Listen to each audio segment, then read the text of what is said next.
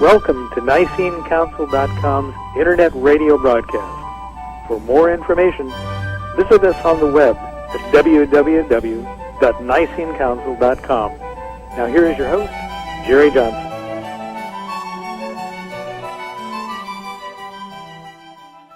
Hello, this is Jerry Johnson, and I want to thank you for joining us for another edition of NiceneCouncil.com's Internet radio broadcast. Today I welcome as my guest Dr. Phil Kayser, pastor of Dominion Covenant Church in Omaha, Nebraska, and founder of BiblicalBlueprints.org. Dr. Kayser is a graduate of Westminster and Whitfield Theological Seminaries, and let me also just say, Dr. Kayser is also a friend. If you can believe it, Dr. Kayser, first, let me go ahead and welcome you to the program today. Thanks very much, Jerry. Glad to be with you. I don't know if you can believe this, but do you remember when we first met? Wow. And how long ago it's been? Yeah, it's been probably, 3 years? No, sir. Longer than that. Yes, sir. Was it way back when I was down in Florida getting my PhD? I don't even remember. I don't remember you from down in Florida, but it was the 1999 PCA General Assembly in Louisville, Kentucky. Okay. Okay, yeah. You were the guy who was running around with your hair on fire? Yeah, that was me. That was me. So, but yeah, if you can believe it, went back that long ago. I was actually there representing a company. And you and I started talking because we had a lot of mutual friends. And we talked over the course of that week there in Louisville. And that's been, 11 years ago, sir. Yeah, well, there's been a lot of water under the bridge since then. Sounds like the Lord's been blessing and prospering your ministry. Well, praise the Lord for that. We give him all the glory. And you were just starting Dominion Covenant Church back then. Right, right. Yeah, we've been involved in doing church plants, and this was our third one, and we're attempting to do other ones spinning off from this mother church. Yeah, the mother church. Well, yeah, we've just got a philosophy that we get up to a certain number of people, and we try to spin off another church work. So it's a continually growing group of churches. Yeah, praise the Lord. Yeah, I've got a lot of friends of mine that do things, do it along that line. I think that's actually better versus the mega churches of today. I don't want to insinuate motives to people, but, sometimes you just can't help but wonder, who's it all about? Right. Yeah. There's so many different ministries that I think are better done on a local level, and especially within a family-integrated church setting. It's just wonderful because you know everybody. You're involved much more in each other's lives. Now, there are things that big churches can do, too, that small churches can't. They've got the money. They've got the numbers, but we've really enjoyed aggressively trying to reach out and plant new churches. Well, praise the Lord. Well, our topic today does somehow relate to churches. Actually, it relates to churches very profoundly, because we're going to call this podcast Incorporation, What You Haven't Been Told. And Dr. Kayser, it almost seems to be a given when a new church is formed that it seeks to become incorporated. However, this was not always the case historically in the United States, I don't believe. Can you kind of tell us, when did this become the standard mindset for so many American churches? Well, the Church of England was the only incorporated church in England, and it did become the state church for 4 colonies. But with the Revolution, that completely changed. And there was some fussing in the early years. Episcopal Church tried hard to become incorporated in Virginia, for example, right after the War for Independence, was not successful. And there was a stillborn attempt of getting church incorporated in Virginia in 1984. And that was overturned in 1787 as being unconstitutional. But almost all the Protestant churches fought hard against that attempt, and they just didn't think we should be incorporated. They didn't believe in a state church, believed jurisdictional separation. It's interesting. In 2002, I believe it was 2002, Thomas Road Baptist Church became the first church to incorporate in Virginia since 1777.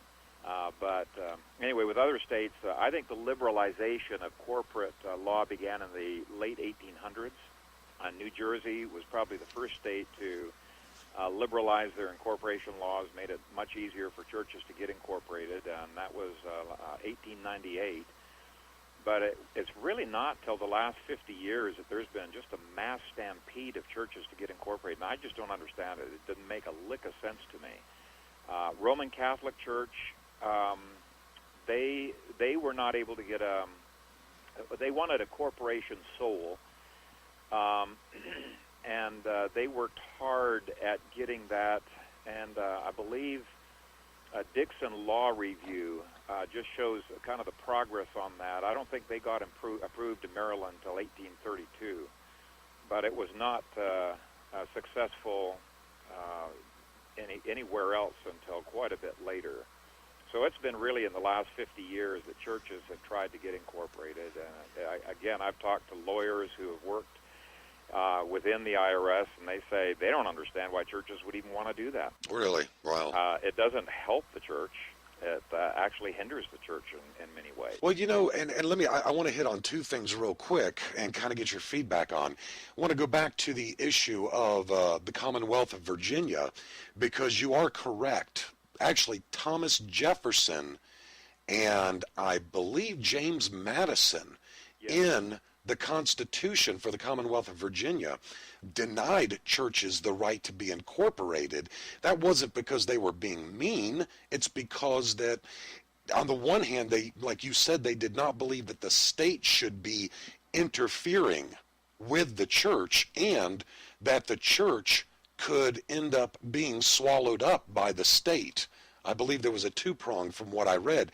And it was Thomas Road Baptist Church, which most people will recognize as being the church of the late Reverend Dr. Jerry Falwell. right. Now, I will say this, there were some unfair practices within Virginia about a church, because they could not be incorporated, could only own so much land. Yes, yeah. And so this is what Reverend Falwell was attempting to correct. What is interesting to note is that when he filed suit against the Commonwealth of Virginia in federal court, do you know who joined him in that suit? Was it the ACLU? You got it. Yep. I did vaguely remember that. Yeah, the ACLU joined Jerry Falwell. I mean, consider the irony of that. Then, when they actually showed up in court, the Commonwealth of Virginia did not send an attorney. They actually won by default. Right, right. So, yeah, it's sad that a church, of all things, who ought to be avoiding this state-church entanglement, was suing for the right to be entangled. Right, right. Yeah, and it is somewhat ironic. I mean, you just think about it. But, you know, I think for most people, they just don't really ever investigate. You know, it's kind of like the herd mentality, as Kant called it. Everybody's doing it, so it must be the right thing to do. And we never examine it, think about it, analyze it, research it. We just throw our hat in the ring and march forward blindly. Yep. And a lot of the pastors that I've talked with, they said, well, you know, our attorneys just say we ought to do this. It's for protecting us, you know, in terms of liability from lawsuits. right. I'll have a couple of other reasons, but when I challenge them with some of the information, they just say, I'm just not an expert. Yeah. I said, well, you're an expert in the Bible, and the Bible does talk to these issues. Right, which is really what I want to get to, because I don't want to say that if your church is incorporated, you're sinning. Because simply so many people did it out of ignorance.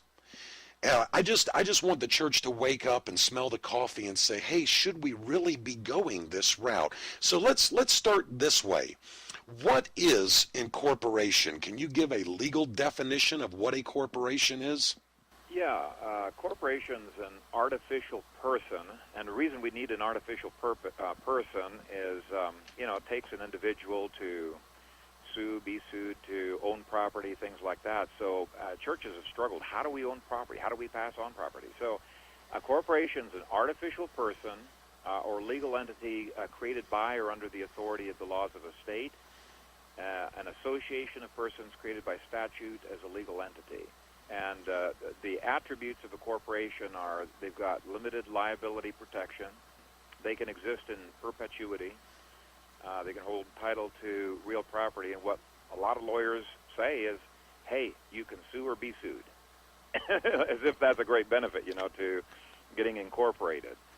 But in point of fact, on that lawsuit aspect, there are actually, I've got 2 papers put out by the American Bar Association. This is back in the 90s. They had week-long seminars teaching people how to pierce the corporate veil of the church. And they've been able to do that for a long time now. Right, and that's basically, because you'll hear this often, and I know this is a question I have for you later on, but it gives us that extra layer of protection. I equate it, if you actually do research on piercing the corporate veil, and how that if somebody wants to sue Corporation XYZ, can go in and find out who the officers are and actually sue them. So where is the protection? Yeah. And I equate it to being in your bed at night and pulling the sheets over your head, thinking that those sheets are going to protect you from an axe murder. They're not. They're not. There's no protection there. So the question has to come up again. Why do it? I had sent you some information that I had researched. Any comment you want to make on the what was it, I think a 1906 case, Hale versus Hinkle. Yeah, right. In fact, the one quote you had sent me on that, let me just go ahead and read that. It says, upon the other hand, the corporation is a creature of the state. That's a very key statement of the court. It's a creature of the state. It is presumed to be incorporated for the benefit of the public. It receives certain special privileges and franchises and holds them subject to the laws of the state and the limitations of its charter. And again, each of these phrases really, really important. Its powers are limited by law. It can make no contract not authorized by its charter.